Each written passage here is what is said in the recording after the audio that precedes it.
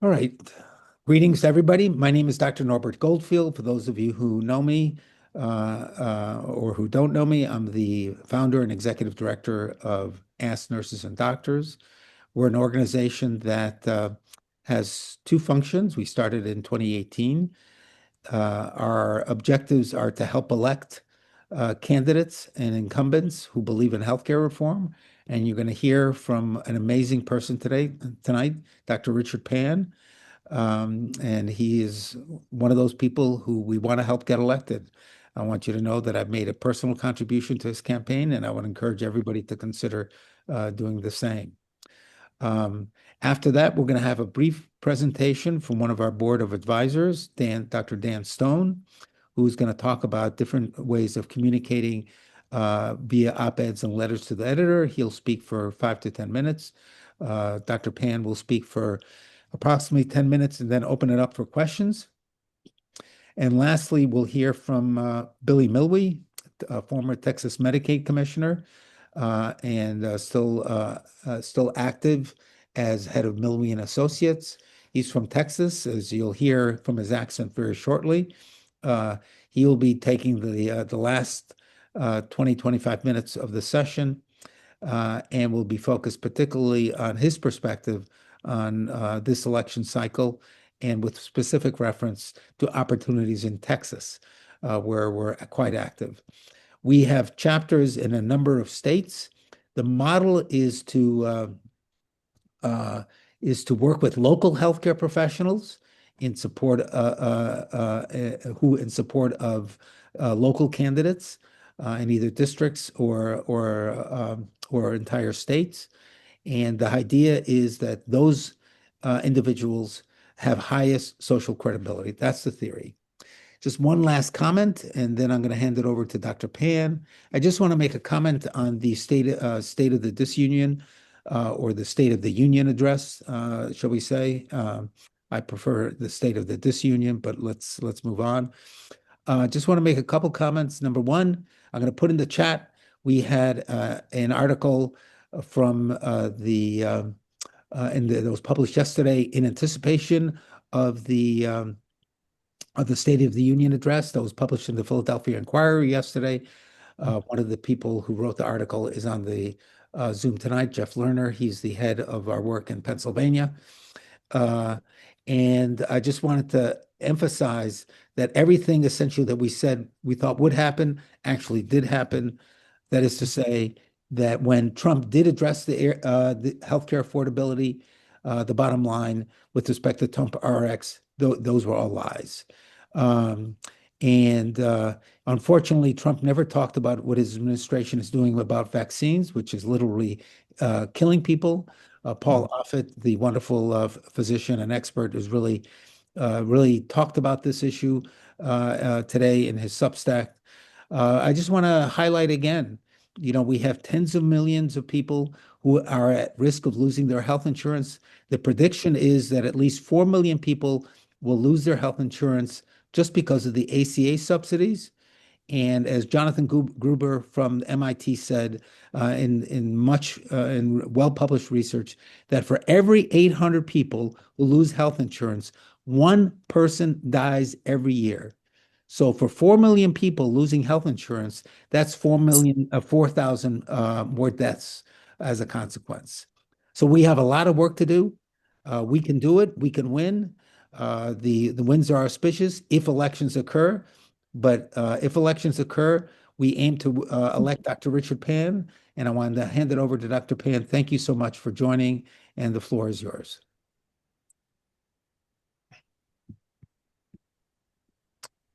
Talk to all of you about my race for Congress and really about my history and my work in around healthcare and just really appreciate the fact that we are in this very challenging, difficult time around both healthcare and public health. I would make note that today was the actual confirmation hearing for the nominated person for Surgeon General. Um, you know, uh, the person who was nominated, Casey Means, is someone who actually does not have an active license to practice, which is actually technically a requirement to be a member of the U.S. Public Health Service Commission Corps, over which the Surgeon General is the commanding officer. I was a former co-step, so I was a member of the Commission Corps before. And to have someone who is first doesn't even meet the minimum qualifications being nominated, and also despite the fact that we are having record cases of measles, was unwilling to say in the hearing that she would try to promote measles vaccination, amongst other things that happened. So that's going on today, right? And then we talked about the State of the Disunion address yesterday, where clearly Donald Trump is not interested in trying to bring Americans together, but continuing to divide people.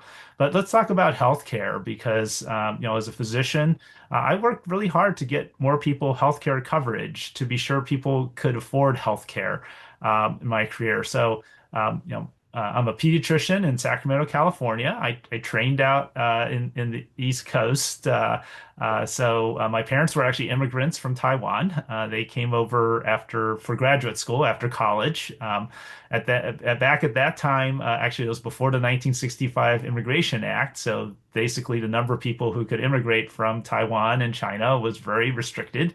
I think it was around 100 people a year.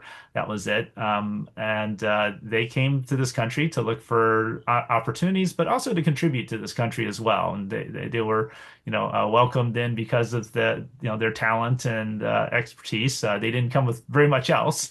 But then after their studies, they stayed in this country. So I was born here. When I was growing up, we never talked about running for office because we never saw anyone who looked like us in public office. And fortunately, I guess, I wanted to be a doctor early on. So that was my career goal, not being in politics, not being in elected office, but to be a doctor. And in that journey to medicine, one of the things I also did was recognize the importance of what we call, what we've now termed the social determinants of health, right? How community influences health. And that's what eventually brought me to California to be a faculty member at UC Davis, where I was teaching social determinants of health to my residents and also trying to model that as well. And so one thing, when we found out that there were a lot of children who didn't have healthcare coverage, I founded a not-for-profit that helped 65,000 children get health, vision, and dental coverage in the region, right? Many of them who were undocumented because they would not qualify for existing programs like our Medicaid program, Medi-Cal in California, right? And in fact, had support, got funding and support from both more liberal but also more conservative counties as well as elected officials to make that happen. When the Great Recession hit and a lot of the funding dried up because we had funding from foundations as well as from government, I finally decided to run for public office. And most people thought I didn't have a chance because I ran in a district that was a safe Republican seat. I was an Asian American running in a district that had a very small percentage of Asian Americans. So people said, "Wow, the Asian American can't win." And I was a Democrat and I never held elected office before. So three strikes and I still hit the home run and won that seat and flipped that seat. I got to the legislature, and frankly, what I ran on is getting things done, right? People were frustrated about politicians making promises and not delivering. And so what did I do in the legislature? Well, we actually got our uninsured rate down by two-thirds, right? It was actually during Great Recession, it was like around 20%, 21%. It's when I left, it was 6.5%, right? We worked on trying to make health insurance more affordable for people. In fact, before the federal government provide those tax credits during COVID, we actually provided state subsidies for people to buy health insurance as well. And then, of course, worked on affordability of medications. So Gavin Newsom, our governor, announced $11 insulin. That was a result of my legislation that allowed the state to either manufacture or contract to manufacture medications. And by the way, it wasn't just insulin alone. So again, bringing down the cost of medications and also creating competition for those medications as well. And certainly the other thing I did was try to be sure we had more support for public health. And when there was a measles outbreak that began in Disneyland, uh, uh, I noted that the vaccination rates are too low, so I passed some of the strongest vaccination laws in California. And RFK Jr. came to oppose those bills. He came to try to stop my legislation. I actually met with him, and I beat him, and we got that passed. And then when too many, some of the, when some doctors were trying to basically, unfortunately, sell medical exemptions, I passed legislation to be sure there was some public health oversight over that. And he came again. And this time his followers came and they assaulted me on the street. They threw blood at me from the public gallery, and I beat him again. And then I did not back down. And so, and then on top of that, in addition to, of course, just not just vaccinations, I also got increased state funding for public health, to be sure to maintain our public health infrastructure. So, and then I termed out, and now back at UC Davis teaching again. But then Donald Trump got reelected. RFK Jr. got made head of Health and Human Services, and we're seeing what's happening, right? We um, we had eliminated measles in 2000. We're about to lose that elimination status. Since 2000, before RFK Jr. became Secretary of Health and Human Services, only one child had died of measles in the United States, of acute measles, in the U.S. Um, we've already had two die in outbreaks since RFK Jr. became and as well as another adult. So, and we're off to another record year of measles, but it's not just measles, right? We've had whooping cough outbreaks. We've had bad flu seasons, and then in addition to that, RFK Jr. has also, of course, put out disinformation about autism and the causes of autism. Even he admitted that when he announced that Tylenol or acetaminophen caused autism, he didn't have any evidence for it. He says, "Don't worry, I'm going to find the evidence for it." Right? So, and then of course, not only of course, RFK Jr., we have people like Jay Bhattacharya at NIH basically cutting, funding for vital research, basically destroying a whole generation of researchers. Right? We have Macri over at FDA and Prasad, who basically, joined to basically make mRNA vaccines and treatments basically not going to be available to Americans and so forth. So this is what we're up against. People are going to lose their health insurance. We're not going to have new cures. And of course, we're going to see more disease because of the erosion of public health. That's why I'm running for Congress. I'm running to beat RFK Jr. again. I beat him in California twice. I'm going to go to beat him again. And we're going to try to, again, right the ship, be sure we actually help people become more healthy again. Thank you. Thank you so much. And please put questions in the chat. And I'm going to start out with asking a couple of questions. Yes. But I encourage people to put questions in the chat, and we'll address them all as time permits. The first question I have pertains to an article that was in the Washington Post, or what's left of the Washington Post after Jeff Bezos destroyed it. There was an article 2 days ago that basically said that had the following headlines. Mhm. Trump is underwater in terms of the polls, but people don't have confidence in what Democrats have to offer. So the question that I have is, what should we be doing to help Democrats as health professionals, knowing that healthcare is the top issue, if not the top issue, it's among the top three issues that are concerning people. How can we help Democrats craft a message that will resonate with Americans? Yeah, well, one of the big challenges for all of us is the amount of disinformation that's out there, right? And by the way, Donald Trump and RFK Jr. freely also dispensed their own, right? RFK Jr. was one of the disinformation dozen, which is a dozen people produce 60% of all the health disinformation on the social media. And so that becomes a challenge because there's a sizable portion of the population who is fed disinformation and believes it, right? Now, I will say that the majority of people still understand that, their health is at risk, and that's something I think as health professionals where we do have higher levels of trust than politicians do. Thank you. Nurses, doctors, other health professionals as well. And we need to communicate to people Whoever is talking, please put yourself on mute. Sorry, Yeah. Dr. So we do need to communicate to people that, that what this administration is doing is putting themselves and their families at risk, in danger, right? That it's not normal to get infected with measles, right? And then it's preventable.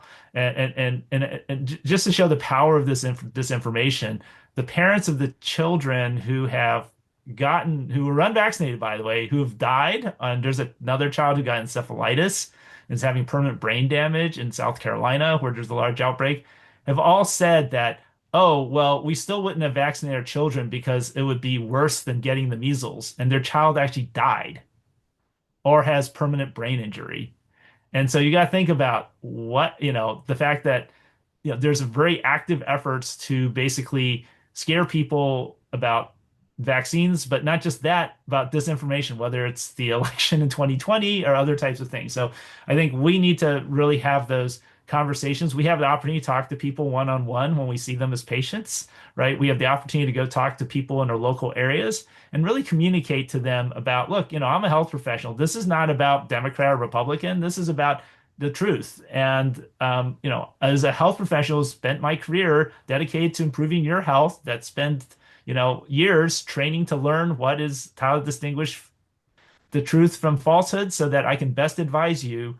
I'm telling you that many of the things that they're telling you are wrong and dangerous to you. And so we need to challenge people to think about where they're getting their information from and why is it that that's the people, and that we're here to really support and be sure that patients have the best information to make the best decisions. Not that we're going to tell them what to do, but they deserve accurate information so they can make the best decisions for themselves and their families. And that's what we're here for.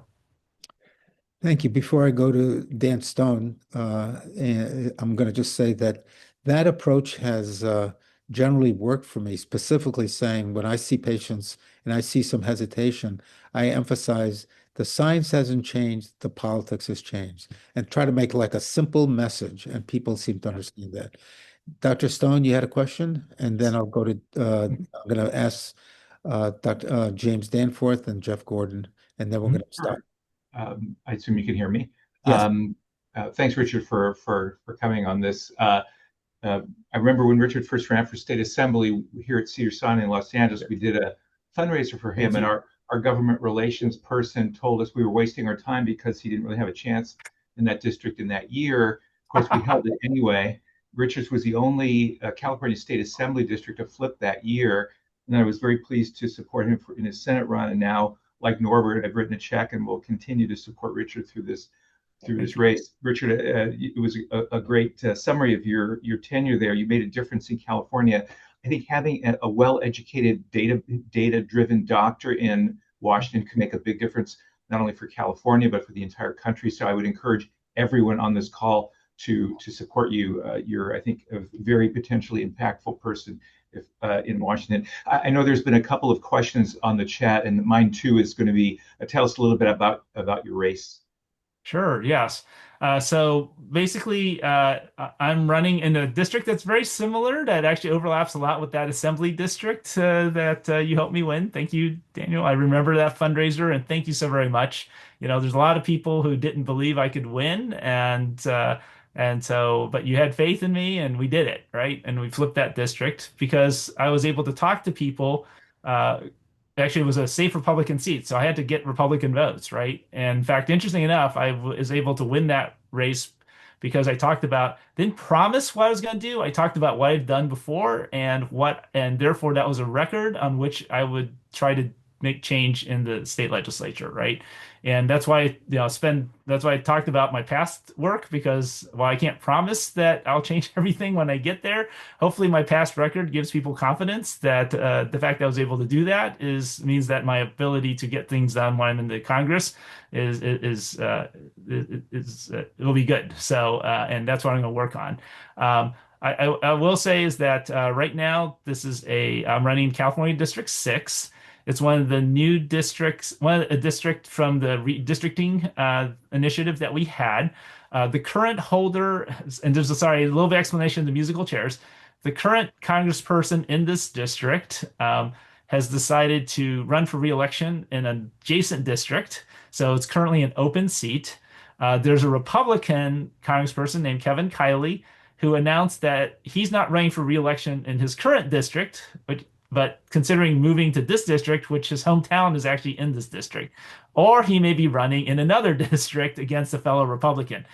He's been drawing this out. It's like The Bachelor, right? He's been drawing this announcement which district he's going to run out over the last several weeks. But we're waiting to hear. Filing is early next month, so he's going to have to decide by then. What I will tell you about this district, it is because it's a Democratic leaning district. It's a D+8, right? 8% of Democratic advantage. But there's also a lot of independents. So all the Democrats together is about 40%, right? 30% independent. The rest are Republican, roughly. There are 5 Democrats in this race and 3 Republicans, and we're all waiting for Kevin Kiley. I will point out, though, that of the Democrats in our pre-endorsement conference, Democratic pre-endorsement conference, I got more delegate votes than the other 4 my opponents all combined. I also am proud to have strong support from organizations like 314 Action, which supports physicians and scientists running for office, Healthcare for Action as well.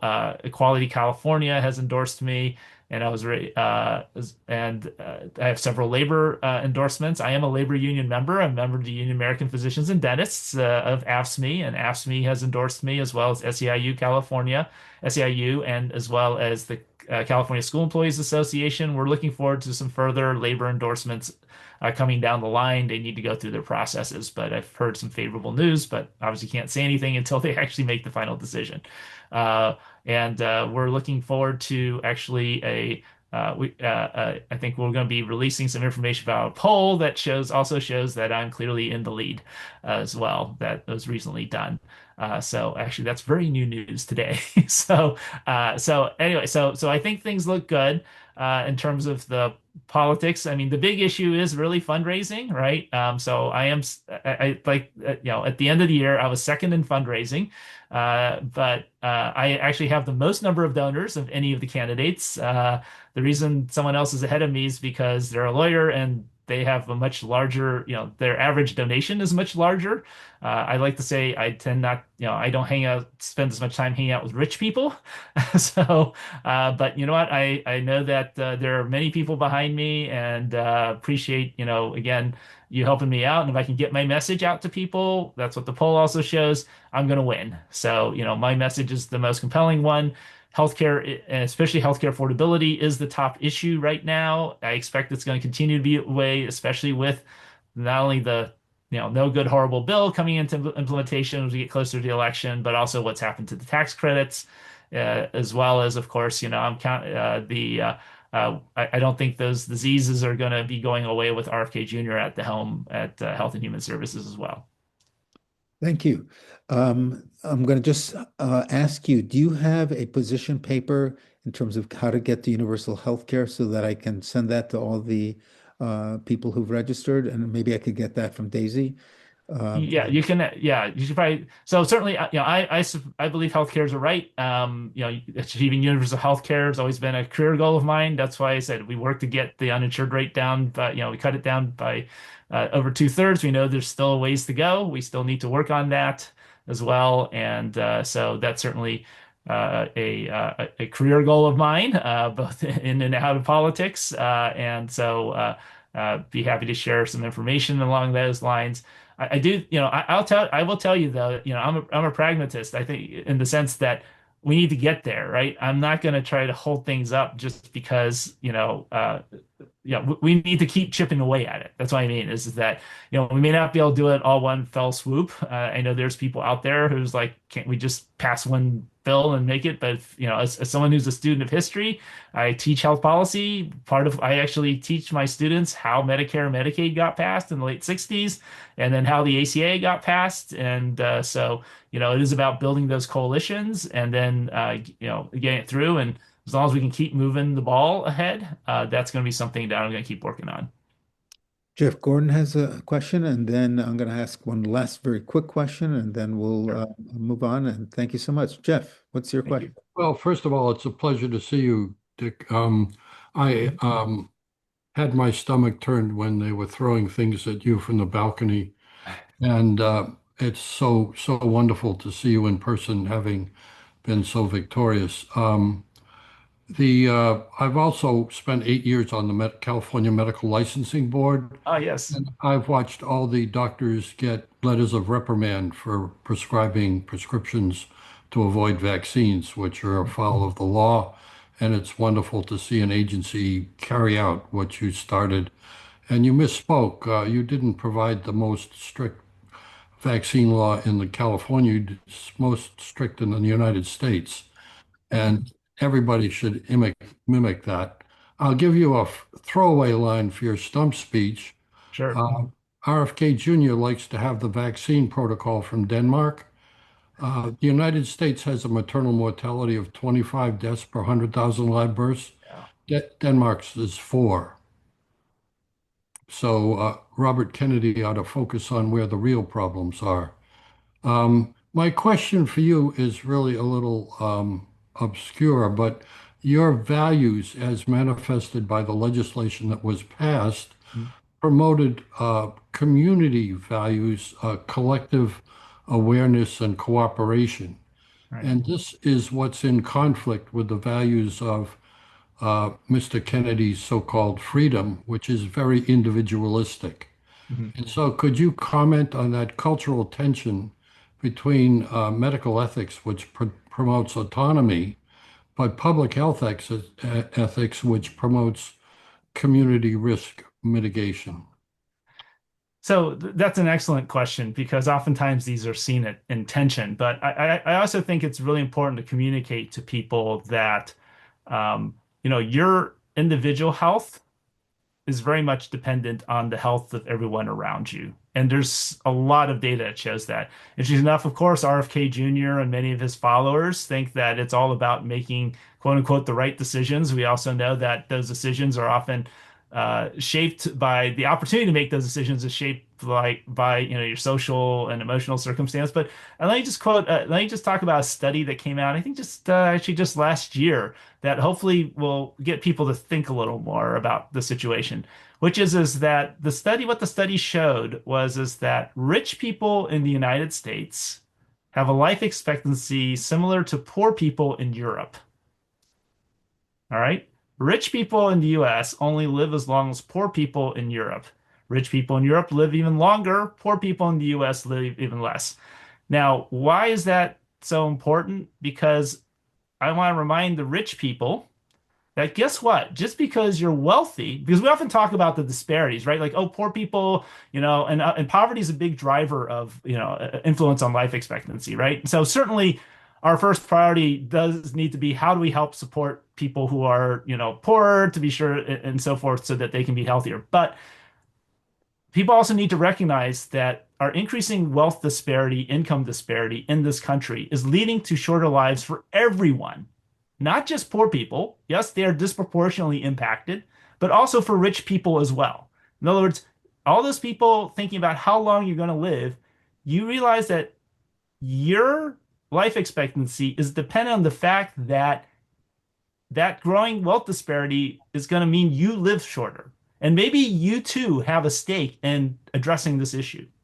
And I think that's something that's really important for people to really communicate to people, right? Because yes, a lot of times we frame health decisions as, oh, it's about, your ability to exercise or eat right or whatever else. And certainly that helps your health. But ultimately, your how long you're going to live and how healthy you are is not solely based on your own decisions.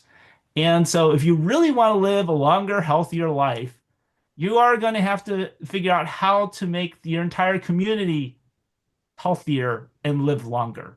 And I think that's a very important message we need to convey and provide data for. And there's already data evidence already there.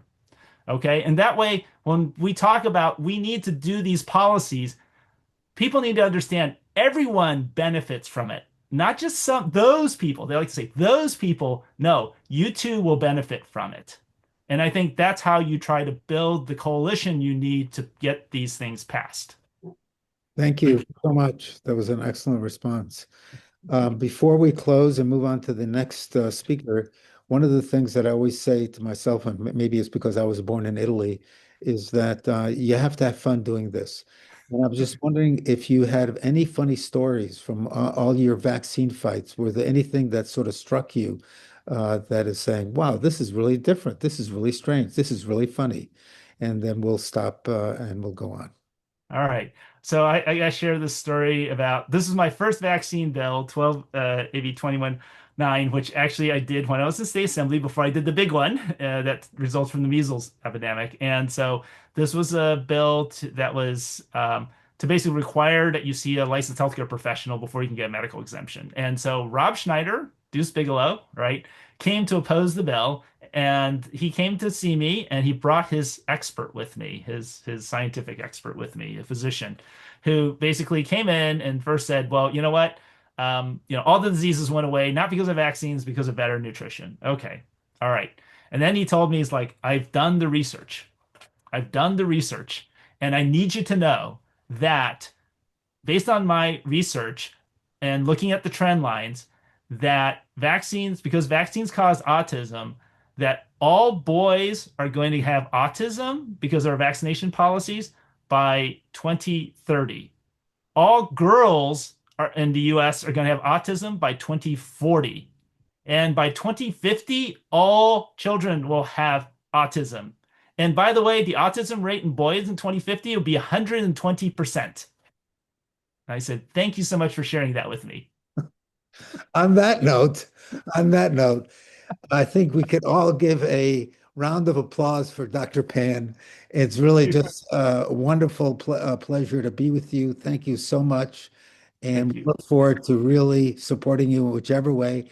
And again, we'll stay in touch. We'll continue to stay in touch with Daisy. Know that there are lots of people. There's over 3,000 people who get my Substack. I can tell you because I looked at the data. Almost 2,000 people opened the Substack. We only have 20, but we're going to 16 here right now. But let me tell you, when the election season, starts to heat up, we're going to continue to support you, Dr. Pan. Thank you. Thank you so much for being on the Zoom tonight. Thank you. Thanks so much. All right. So with that as an inspiring, the reality is we need to get some work done. And that's what Dr. Stone is here for. Dr. Stone is on our board of advisors, and he has published, if not thousands, at least hundreds of op-eds and letters to the editor. I will put in the chat the link to his tips on the op-eds and how to write an op-ed. But he's got some words of wisdom for us before we move on in about 5 minutes or so to Billy Millwee. Thank you so much, Dan. It's a pleasure to be on with you again. Thanks, Norbert. Thanks for doing this. This is typical of you and your public spiritedness, and it's a fantastic thing that you do, and your energy is amazing to me. So I tried to pull it up before I did, the link to what I had written before, and right now I don't have it. So I'm getting it right now. There were 10 points, but the key point any form of communication, and when you're trying to persuade people politically as well, is to consider your audience. And when you're writing either for a letter to the editor or an op-ed piece, your audience is both the audience of the publication as well as the editor who's making the decision as to whether to publish. And so the easier you make it for them, and the more likely you are to get published. So you first have to pay attention to the length of the piece. So 750 words is standard for an op-ed piece. It should be about that, and 150 or less for a letter to the editor. If you stick to those word limits, you're more likely to get published. Also, if you have something that's clever or humorous, or something that has a little something of a twist, it's more interesting to the editor, more interesting to the audience. So try to make it as interesting as possible. I thought Dr. Gruber, I believe it was, Norbert, that you put his op-ed from the Philadelphia Inquirer online. That was a very nice piece. It was very persuasive. It had a lot of information in it. And I might have made one suggestion to Dr. Gruber in that editorial, which is Mark Lopatin. Thank you. Which was, he did bring up a couple that were affected by the loss of the Medicaid subsidy, someone who was actually affected by that. And he actually added in that fortunately they were able to afford the increase and keep healthcare. That's the personal interest side. If you're doing an op-ed piece, you won't have time in the letter.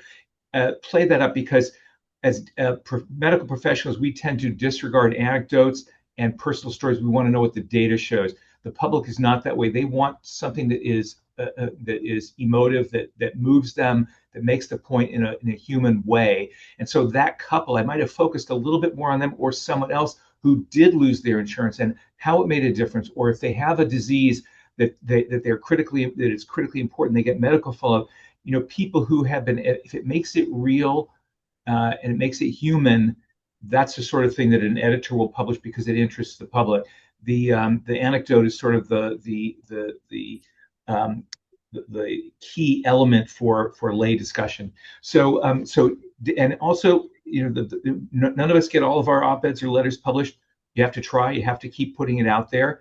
The more you try, the more success you have. Run it past your colleagues or friends who have experience, and keep up the effort, because winning elections is one step at a time. An op-ed or a letter can convince someone, and that makes a big difference, letting people know that they're not the only person who thinks that way. So anyway, if anyone has any questions or comments, I'd be happy to, or if people want to send something to me, I'd be happy to take a look at something or edit something. If I can help you to put something or get something in your local newspaper, I'd be happy to do that for you. Would it be okay if I shared your email address with? Sure. Okay, so in the chat, you see the op-ed points that Dan Stone has put together. This is really great. I definitely agree with everything that you said. Everybody wants a story. We want story after story after story. And I just want to highlight the fact that Jeff Lerner, who's on the Zoom tonight, was the second author on that piece. So I want to. That's great. Congratulations. My hat off to. It's tough to get those published, so that's a great job, Jeff. Very great job. Well, it was amazing because on the morning, it was on or the night before the day of the State of the Union, the Inquirer contacted Mark and said, "We're going to run it. Is it okay?" And we had already assumed that it had been rejected because it was after the date. So it all worked out, and congratulations to you, Jeff.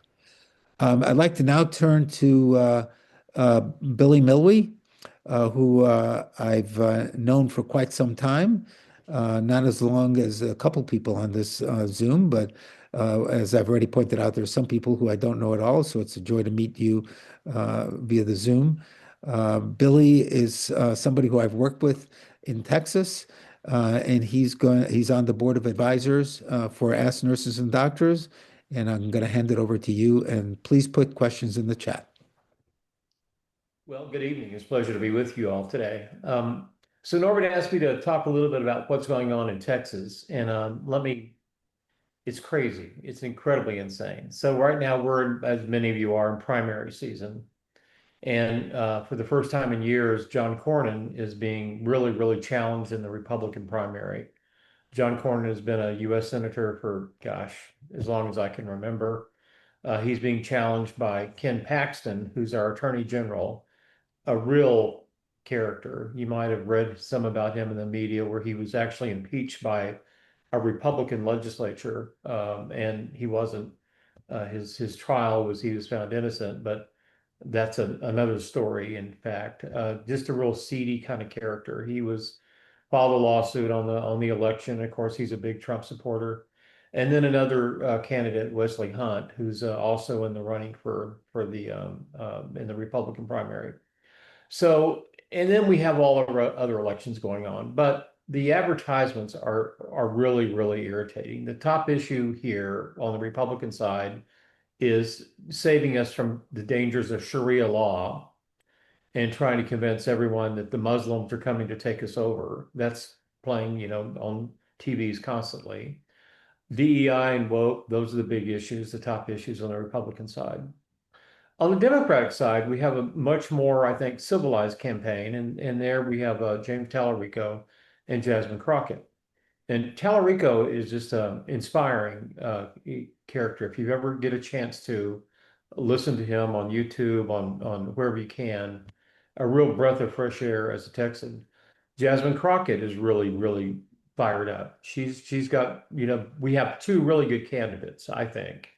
Right now, Crockett is leading in the polls. Today, she was 8 points ahead of Tallarico. My only concern comes back to I hate to say this, but I don't think Texas would elect a black female. I just don't think so. I think the better race and the greater opportunity would be between Tallarico and Paxton. But, of course, whoever Democrats ultimately select, they'll have a lot of support. Now we're in early voting now in the primaries. And what's curious is the numbers I saw today are just astounding about the number of Democrats turning out to vote in primaries, which Texas has typically very, very low voting in the general election and very, very extremely low voting in primaries. Most people just don't vote in the primaries. But when you look at the numbers, we're outdoing Republicans by 2 and 3 times. It's just amazing. So you can tell there's a lot of enthusiasm among voters here in Texas on the Democratic side, not so much on the Republican side.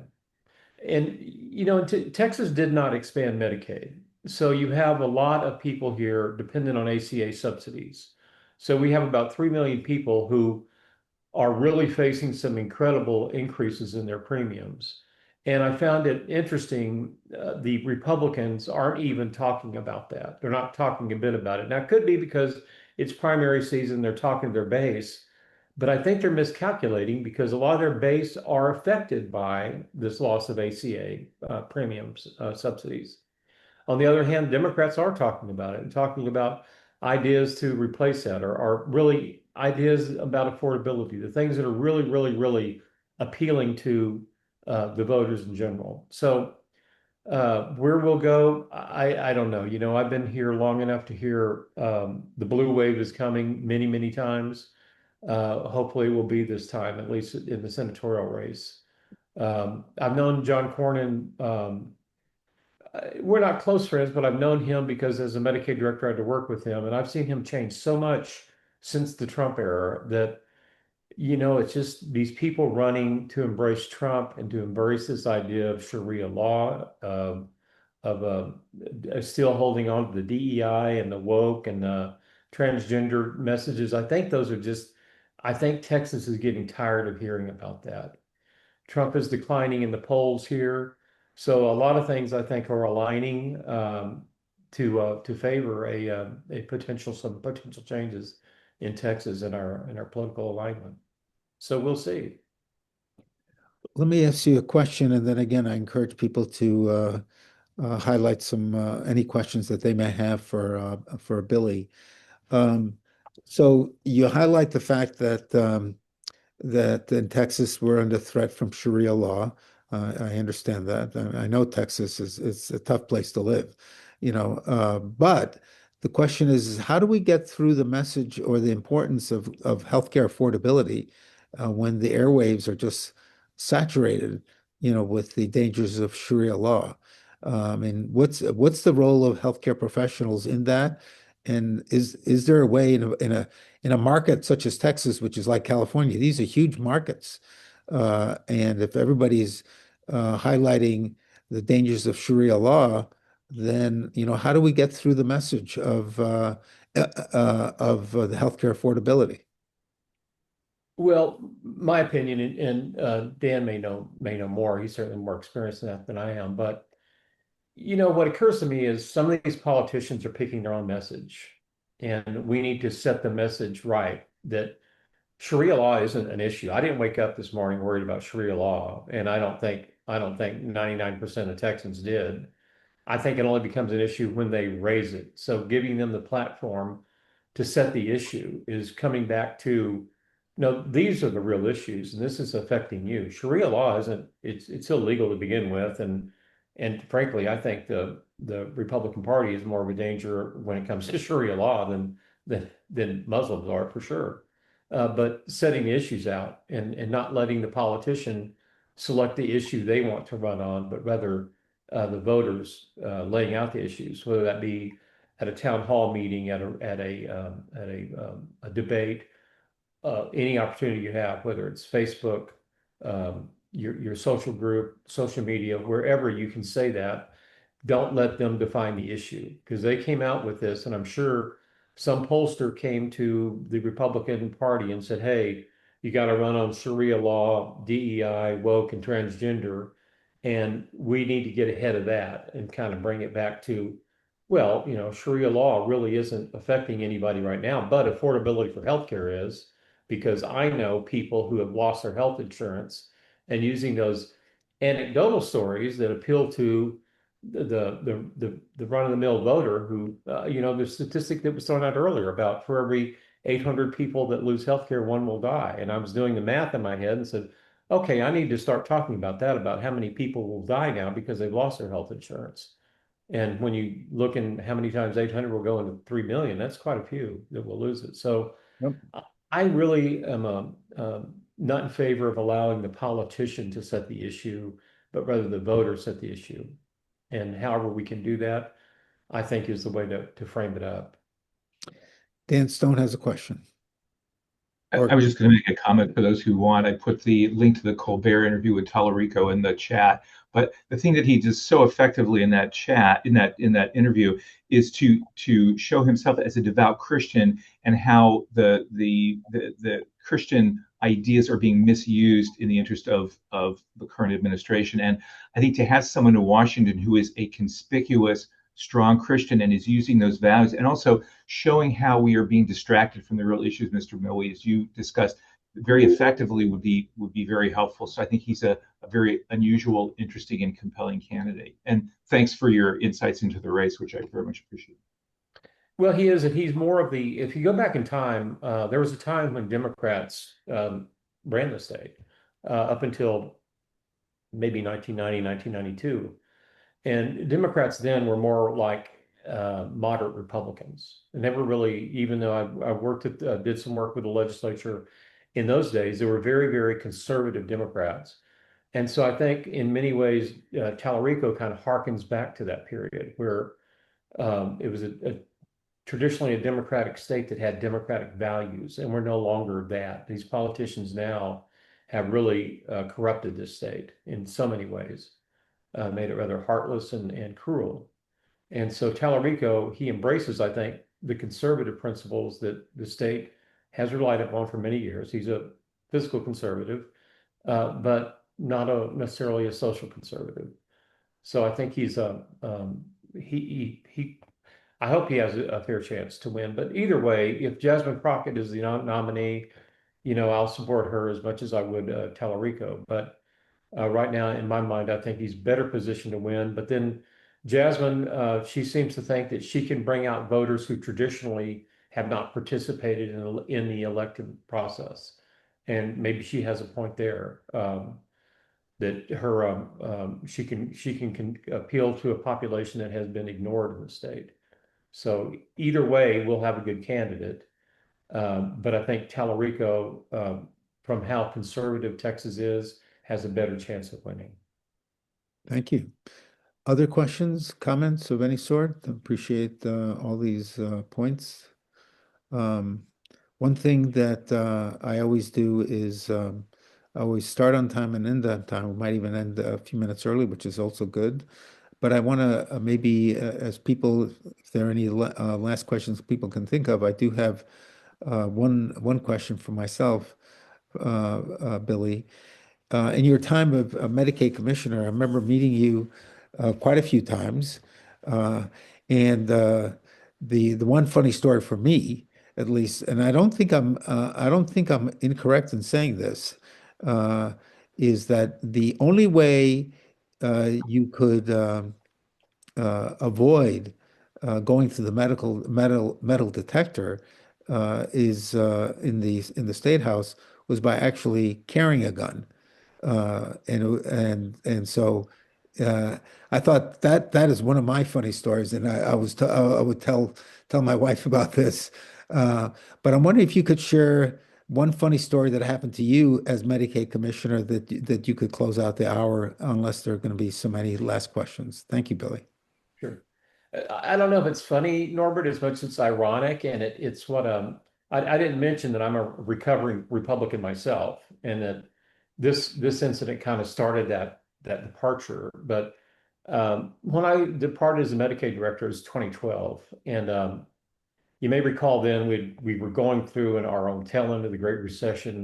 The budget in Texas had just been a mess. We just cut, I think $3 billion from the Medicaid budget and gone through some brutal legislative sessions. And we'd also cut at that same time, Rick Perry was still the governor. We had cut the women's health program because we wanted to the legislature wanted to throw Planned Parenthood out of the program. So our women's health program had just been decimated. And so 18 months later, after all this happened, I'm summoned to the governor's office by the chief of staff to explain why the newborn rate was going up on our caseload.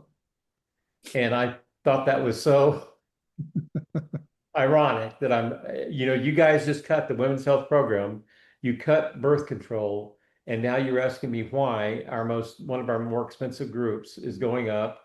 NICU rates are going up. The newborn caseload is going up. And I was on my way out at that time and just kind of laughed. And I said, well, you did this to yourself. And oh, by the way, probably in 18 years, they're not going to be voting for you. So it was ironic. Well, tied to that, there is a question from Jeff Lerner. Does Tellerico have positions on healthcare? He does. He's of a mind that, like Dr. Pan, that healthcare is not a privilege; it's a right. So I think that he would be an ally in universal healthcare.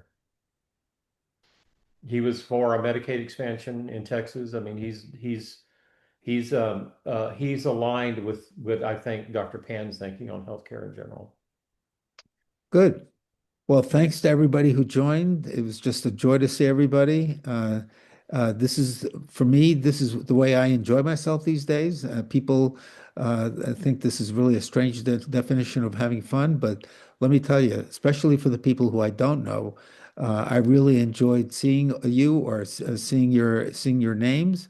I enjoyed doing this, and I look forward to seeing you in our next webinar, which will be sometime later in the month of March. Thanks again to everybody, and we'll speak soon. Bye-bye now.